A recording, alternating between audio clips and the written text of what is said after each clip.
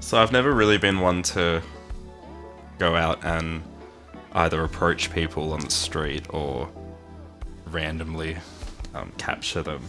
So I kind of stick to a lot of architecture photography. A lot of the old kind of rundown things I really quite like, and finding little scenes in that.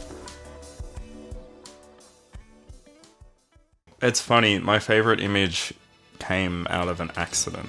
So I was at a gig, and being new to the process, I was still getting familiar with my equipment, and I put it on the bulb setting, or the wrong setting. So instead of these frames being taken, there was just a wash of colour all over the image. It ended up being this surreal kind of colorscape. They tend to be the biggest focus in my image. For me, it's very much about mood.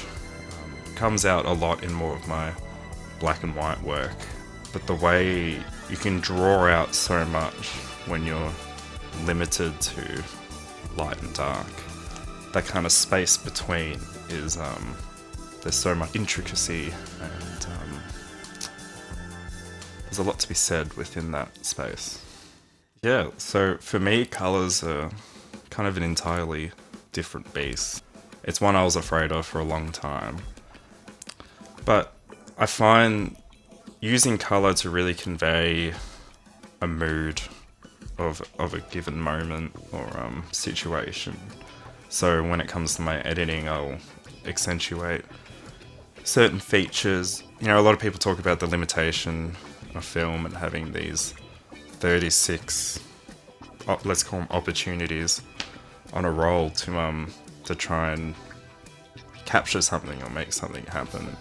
I think in the process there's an intent, and it feels like more of a purpose to what you're doing, regardless of the end result. You know, at that decisive moment, you know, it's a conscious decision that you've made to spend one of those 36 moments to take what's in front of you.